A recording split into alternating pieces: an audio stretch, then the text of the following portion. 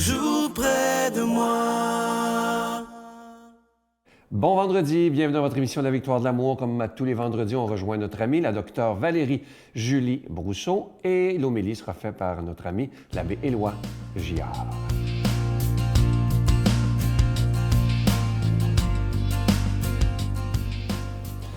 Bonjour, ici Dr Valérie Julie Brousseau avec la chronique Nomade du désert.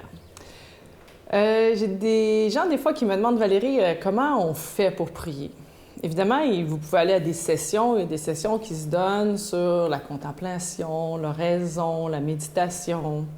Il n'y a pas de manière parfaite de prier, là, idéale. Il y a votre manière à vous de prier, à votre manière unique de rentrer en relation avec Dieu.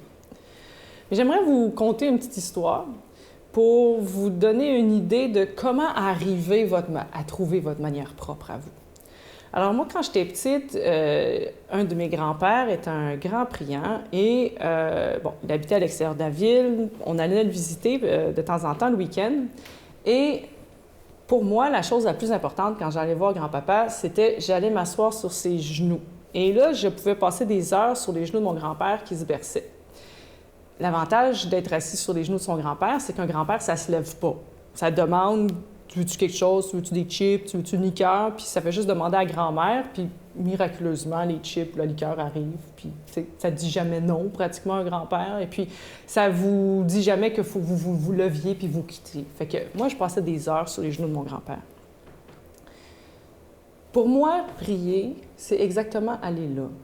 C'est aller dans cet endroit où je sais que je suis accueillie telle que je suis, qui est toujours disponible, qui m'attend, où il y a un amour sûr, où il y a un repos où je peux m'abandonner, où j'ai pas à rien retenir, où si j'ai besoin de quelque chose, je peux le dire, je peux le demander, où je peux être en pleine confiance, où je peux être la petite enfant que j'étais à l'époque, quand j'allais sur les genoux de mon grand-père. J'appelle ça mon « happy place », entre guillemets. On a tous, probablement, j'espère, eu au moins une expérience dans notre vie qui nous a permis, à un moment donné, aussi bref soit-il, de faire l'expérience de cette situation où on est en confiance, où on est dans l'amour, où on peut s'abandonner. Si vous êtes capable de vous souvenir dans votre mémoire de cet événement-là, et de vous en souvenir suffisamment pour le sentir, vous pouvez être sûr que cet endroit-là, c'est votre happy place, votre endroit de prédilection pour prier à vous aussi. Parce que si vous allez auprès de Dieu, Dieu, c'est justement cet endroit qui vous accueille, qui vous attend incessamment, qui vous aime, qui veut vous donner ce dont vous avez le plus besoin et qui est bon pour vous. Et qui ne bouge pas, qui est toujours là et toujours disponible. Alors, vous désirez prier, vous désirez vous rapprocher de Dieu, puis vous ne savez pas comment. Retrouvez cet instant dans votre vie. Essayez de l'imprimer en vous, jusque dans le sentiment profond que vous éprouvez, et vivez-le, goûtez-le. Et au fil du temps, cet endroit-là va devenir de plus en plus naturel et accessible. Votre prière ne sera pas quelque chose d'artificiel, ça va être un repos. Alors, je vous souhaite ce repos auprès de Dieu. Notre Père qui es aux cieux, que ton nom soit sanctifié, que ton règne vienne, que ta volonté soit faite sur la terre comme au ciel. Donne-nous aujourd'hui notre pain de ce jour. Pardonne-nous nos offenses comme nous pardonnons à ceux qui nous ont offensés. Ne nous laisse pas entrer en tentation, mais délivre-nous du mal, car c'est à toi qu'appartient le règne, la puissance et la gloire, pour les siècles des siècles. Amen. Je continuerai à croire, même si tout le monde perd espoir. Je continuerai à aimer, même si les autres parlent de haine. Je continuerai à construire, même si les autres détruisent. Je continuerai à parler de paix, même au milieu d'une guerre. Je dessinerai des sourires sur des visages en larmes et je tendrai les bras à ceux qui se sentent épuisés. Oui, je continuerai à croire. Encore une fois, je vous parle de ce cadeau du mois d'octobre dont je suis très fier.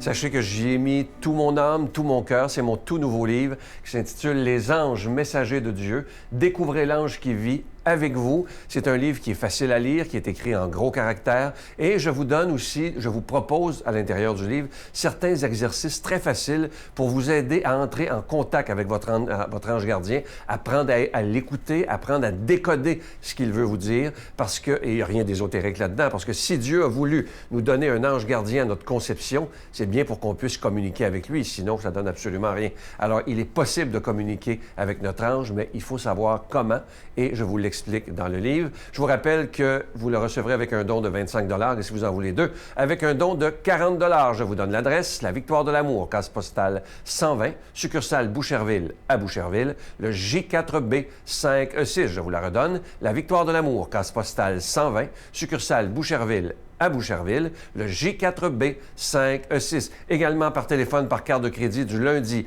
au vendredi de 8h30 à 16h30 dans le 514-523-4433, 523-4433 ou sans frais le 1-888-811-9291, 1-888-811-9291 et aussi sur notre site Internet, le www.lavictoiredelamour.org. Alors, je vous rappelle le titre du livre, « Les anges messagers de Dieu. Découvrez l'ange qui vit avec vous ». C'est un livre, comme je vous disais tantôt, qui est extrêmement facile à lire, écrit en gros caractères, et je vous suggère de vous en faire cadeau et d'en faire cadeau à quelqu'un que vous aimez.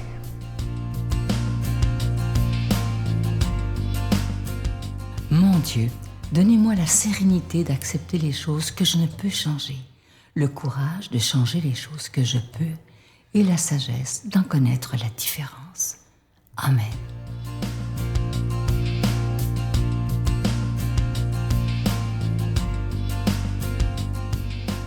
Bon matin, mes amis. Tout heureux de vous retrouver. 30 octobre, hey, on est à la veille de l'Halloween. Hey, on va demander au Seigneur que ce ne soit pas une mascarade, notre foi, mais qu'elle soit vraie et qu'elle pose d'autant plus de questions. Ça vous tente-tu? Puis il y a de quoi se questionner dans l'Évangile, comme à chaque jour d'ailleurs. On y va, on est dans Saint-Luc. Un jour de sabbat, Jésus était entré dans la maison d'un chef des pharisiens pour y prendre son repas et ces derniers l'observaient. Or, voici qu'il y avait devant lui un homme atteint d'hydropésie. Prenant la parole, Jésus s'adressa aux docteurs de la loi et aux pharisiens pour leur demander « Est-il permis, oui ou non, de faire une guérison le jour du sabbat? » Ils gardèrent le silence. Tenant alors le malade, Jésus le guérit et le laissa aller.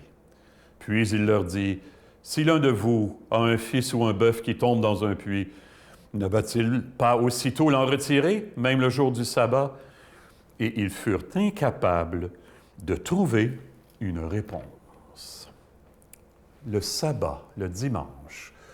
Oh, c'est de moins en moins évident aujourd'hui. Je me souviens d'avoir entendu il y a quelque temps une femme que je connais bien qui me disait, en parlant d'un de ses fils, que j'ai bien connu aussi, « Le dimanche matin, il va aux puces. » Je me disais, c'est quoi ça? Tout à coup, j'ai compris, le marché aux puces. Le dimanche matin, ce bonhomme-là va au marché aux puces. Il est à peu près de mon âge.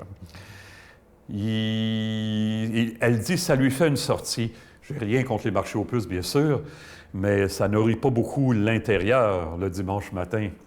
Mais peut-être que s'il était à côté, là, il dirait « Bien, je rencontre du monde, puis je peux jaser un peu toujours. C'est bien plus intéressant que la messe plate du dimanche à laquelle je suis allé toute ma jeunesse. » Le dimanche. Peut-être qu'on ne l'a pas amené à réfléchir suffisamment aux motivations profondes qu'il y a derrière la pratique du dimanche. Hein? Puis comme tant d'autres, il n'a probablement pas fait l'expérience de Dieu. En tout cas, ce qui est clair, c'est qu'on ne mène plus les gens par la peur hein, en disant le dimanche, c'est important, si tu n'y vas pas, tu ne sais pas ce qui va t'arriver. Ça ne marche plus, ça, là, comme les pharisiens faisaient à l'époque, puis qui reprochent à Jésus dans l'Évangile de matin de ne pas tenir compte des lois. Hein? Non. Jésus dit finalement, l'amour doit être au-dessus de tout. Mais je voudrais réfléchir avec vous sur le dimanche, prendre une minute, à partir du récit de la Genèse. Vous allez voir, c'est intéressant. Le récit de la Genèse, la création du monde en 7 jours. On voit Dieu qui crée le premier jour, le ciel, la terre, les animaux, les plantes, les animaux. Avant-dernier jour, il crée l'homme et la femme. Puis il se reposa le 7e jour. L'écrivain biblique qui a écrit ça là, de 500 ans avant Jésus-Christ, là, avez-vous remarqué? Il nous décrit un monde parfait, mais autour de lui, famine, guerre, misère, dévastation, maladie, ça finit plus jamais. Comment ça se fait qu'il décrit un monde parfait, puis qu'on en est là? Avez-vous remarqué? Le 7e jour, Dieu le bénit, il se le réserve. L'intention de l'écrivain, c'est de nous faire comprendre que dans la mesure où il y aura un jour de réservé à Dieu, le 7e, le monde va retrouver son harmonie originelle telle qu'il l'a voulu. C'est intéressant, hein? Ça ne veut pas dire que ça va venir automatiquement, mais s'il y a un jour vraiment consacré à Dieu, c'est évident que ça va rejaillir sur tous les autres. Ça ne paraît pas, ce message-là, au travers, quand on lit ça. Il crée ça, le 7e jour se reposant. Oh! Dans le contexte, on voit qu'il y a une belle interrogation derrière ça. Dans la mesure où le 7e jour est dédié à Dieu, le monde va retrouver son harmonie. Et c'est encore plus vrai après Jésus-Christ, où là, Dieu a tout donné. On se souvient, le 7e jour, le dimanche, on célèbre l'Eucharistie pour se rappeler comment Dieu a tout donné. Il est mort pour moi. Il est allé jusqu'au bout. Saint Paul va dire, je ne me souviens plus dans quel épître, peu importe, Saint Paul va dire, l'amour du Christ nous saisit, afin que notre vie ne soit plus à nous-mêmes, mais à lui qui est mort et ressuscité pour nous. Et c'est fort, ça, là, pour que notre vie ne soit plus à nous-mêmes. Le dimanche, maintenant, c'est pour prendre conscience de ça. Il faut que l'amour nous saisisse. Bien, en quelque part, il ne nous saisira pas avec des beaux discours de même. Ça pose question au curé, bien sûr, puis dont je fais partie. Est-ce que mes liturgies sont un instant de bonheur et de vérité dans l'amour qui s'est donné jusqu'au bout? Est-ce que mes liturgies, les liturgies que je prépare, avec d'autres, bien sûr, c'est un temps de libération pour les gens? Et je le voudrais de plus en plus, parce que sinon, le dimanche, ça va être les marchés aux puces, ça va être les grandes surfaces, les centres d'achat, les endroits où on consomme. Vous comprenez ce que je veux dire?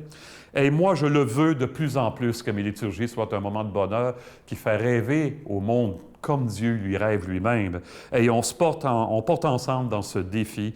Dans ce défi, on se porte ensemble sûrement un des plus importants de notre temps. Hein? Dieu nous bénit en ce sens, lui qui est Père, Fils et Esprit Saint. Amen. Bonne vie. À bientôt tout le monde. Je vous salue Marie, pleine de grâce. Le Seigneur est avec vous. Vous êtes bénie entre toutes les femmes, et Jésus, le fruit de vos entrailles, est béni. Sainte Marie, Mère de Dieu, priez pour nous pauvres pécheurs, maintenant et à l'heure de notre mort. Amen.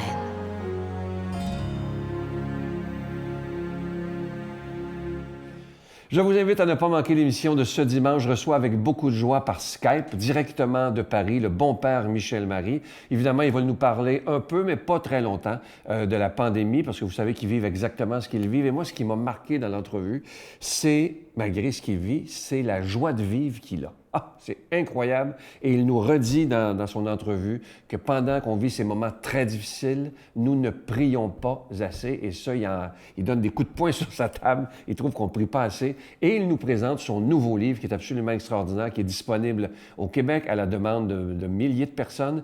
Il va être disponible dans toutes les bonnes librairies. Il s'intitule « Pour une révolution spirituelle ». C'est écrit en gros caractères, facile à lire. Et vous allez voir, il y a tellement un don pour l'écriture. En chanson, Jean-Philippe et Raphaël nous font une chanson absolument extraordinaire. Alors, c'est un rendez-vous pour ce dimanche. Bonne journée. Bye.